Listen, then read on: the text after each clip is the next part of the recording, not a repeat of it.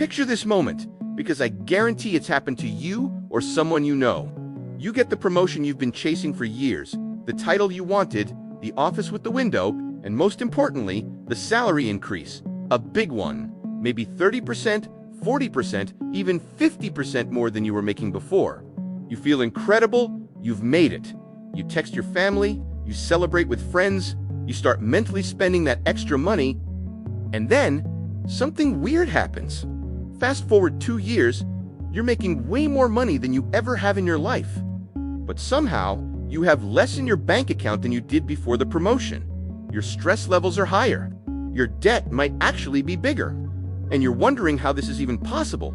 You're making the most money you've ever made, but you're building the least wealth you've ever built. This isn't rare. This isn't an exception. This is the rule.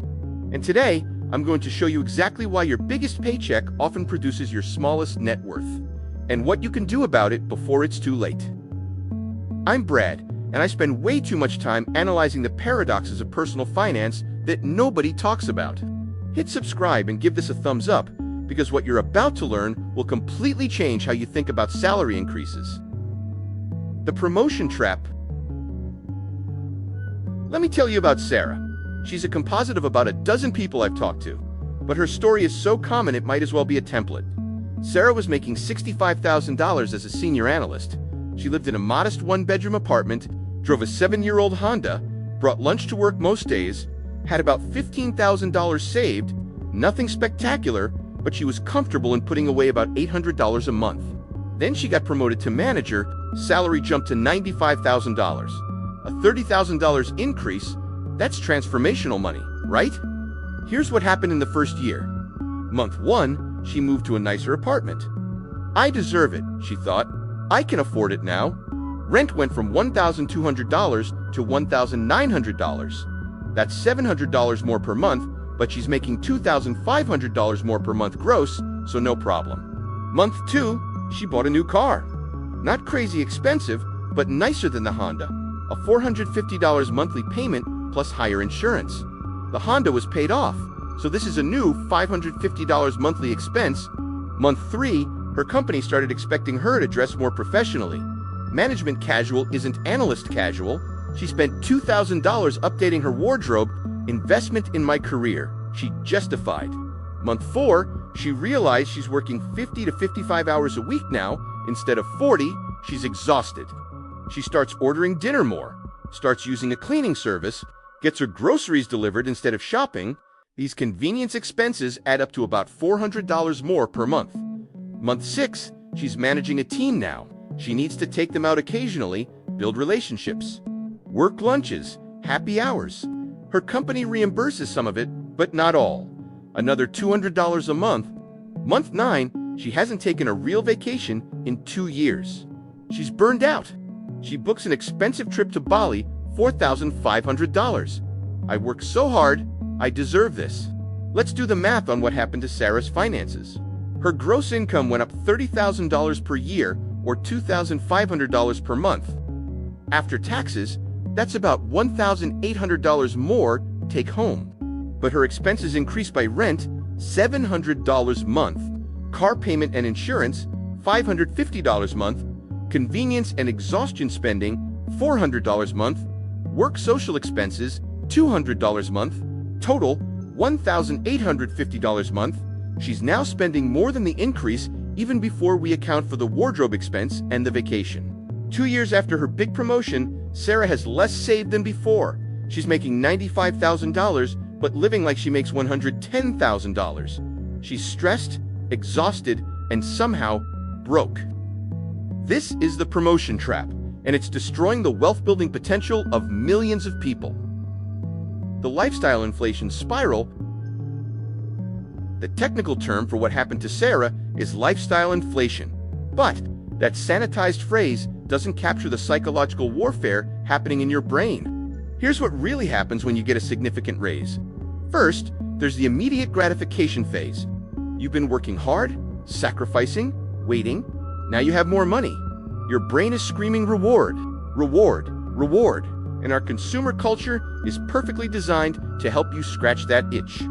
The algorithm knows you got promoted before you tell anyone. Suddenly, Your Instagram is full of luxury apartments, nice cars, vacation destinations. Second, there's the comparison recalibration.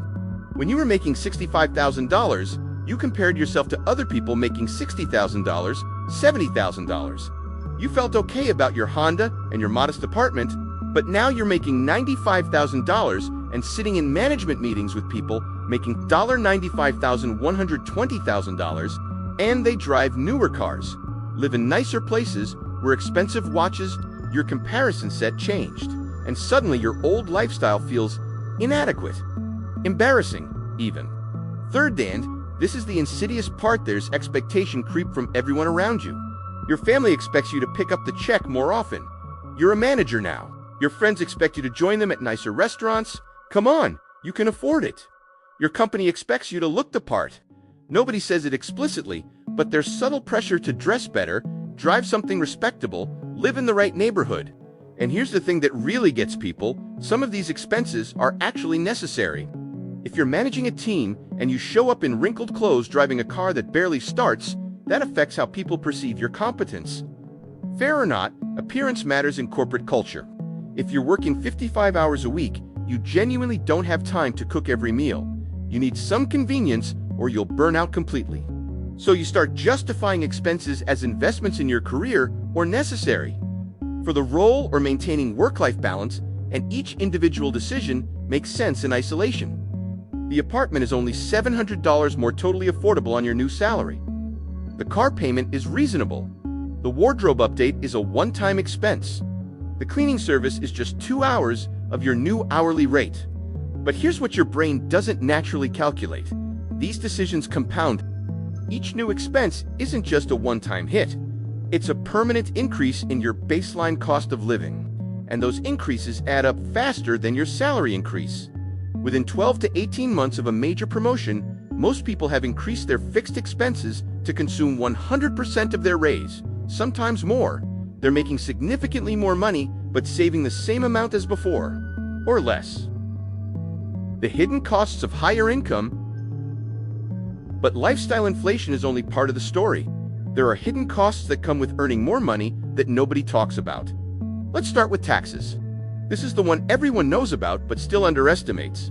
When Sarah went from $65,000 to $95,000, she didn't get $30,000 more take-home. Our tax system is progressive, meaning higher income gets taxed at higher rates.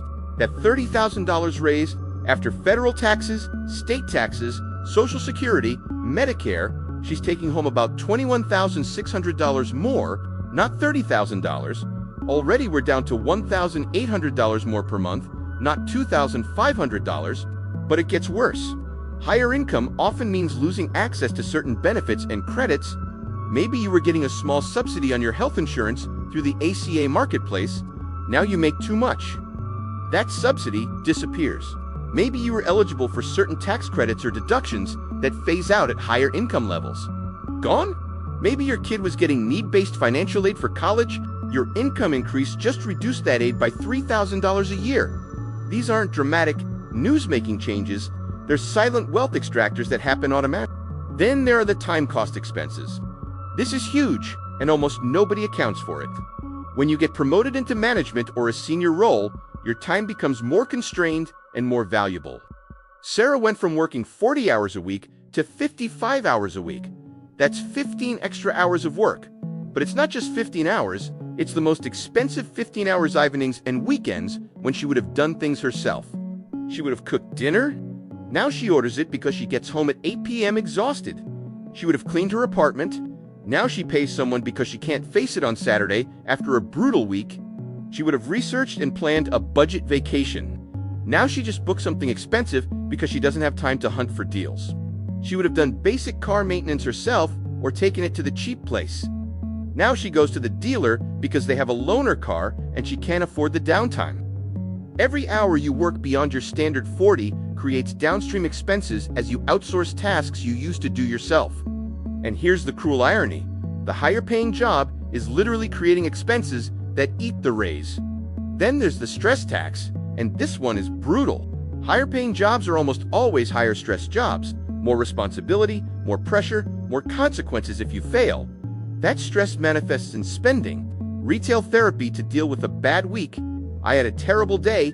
I deserve this. Expensive meals and drinks to decompress. I need to blow off steam. Impulsive vacations or weekend getaways. I'm so burned out, I need to get away. Gym memberships or workout classes you never use, but keep paying for because you should go. Therapy or counseling to deal with work stress, which is valuable and necessary, but it's an expense created by the job itself. Some people develop actual stress-related health problems. High blood pressure, insomnia, digestive issues. Now you're paying for medications, specialists, treatments. The job that's supposed to improve your financial situation is literally making you sick and costing you money to manage the sickness it created. The golden handcuffs phenomenon. But here's where it gets really dark. Here's where the promotion trap becomes a prison. Let's say 2 years have passed since Sarah's promotion. She's now making $95,000, but she's built a lifestyle that costs $95,000 to maintain. Her savings haven't increased. She might have less than before because she had some one-time expenses or emergency that hit harder than it would have when her lifestyle was more modest. If she takes a different job making $75,000 even, though that's still $10,000 more than her old salary, she can't afford her current life. She'd have to move to a cheaper apartment, break the lease, pay penalties, sell or trade in the car she just bought, cut out the cleaning service, the meal delivery, the convenience expenses she's become dependent on.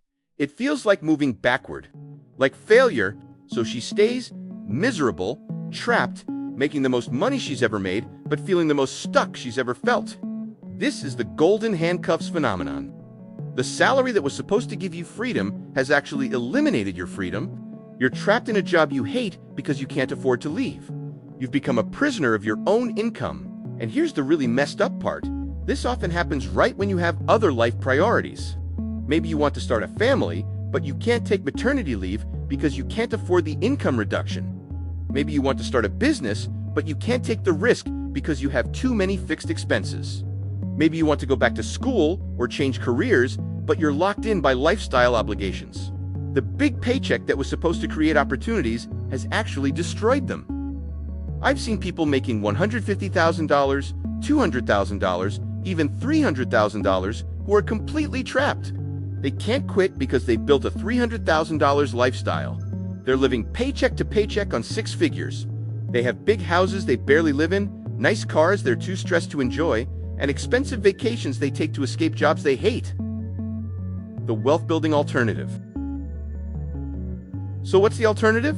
How do you handle a raise without falling into this trap? Let me introduce you to Mike. He took a completely different approach. Mike got a similar promotion. Salary went from $67,000 to $98,000, a $31,000 increase. Here's what Mike did differently. For the first 3 months, he changed absolutely nothing. Same apartment, same car, same lifestyle. He pretended the raise didn't happen. That extra $1,900 in take-home pay each month went straight to a separate savings account he didn't touch. Why? Because Mike understood something critical. His current lifestyle was already working. He was already happy at $67,000. He didn't need more to be happier. After 3 months, he had about $5,700 saved from the raise. He used $2,000 to upgrade a few things that genuinely mattered to him. Better running shoes because he actually runs. A nicer office chair because he works from home sometimes. Small, intentional upgrades. Not lifestyle inflation, but lifestyle optimization. The remaining $3,700 became the foundation of his freedom fund. Then Mike made a rule. He would allow himself to increase his lifestyle expenses by 25% of any raise, but 75% would go to savings and investments. So out of his $1,900 monthly increase, he allowed $475 for lifestyle improvements. The other $1,425 went to wealth building. That $475 was enough for a slightly nicer apartment or a few quality of life improvements, but it wasn't enough to completely inflate his lifestyle.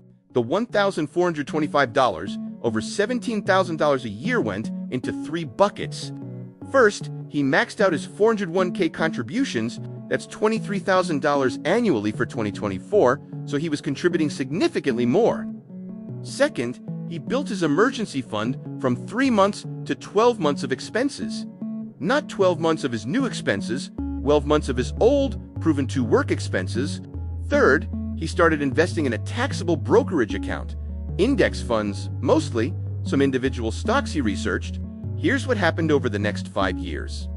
Mike's lifestyle improved modestly. He lived in a nicer place, he had a slightly newer car, he had some hobbies and experiences he valued, but because he kept his expenses well below his income, he built serious wealth.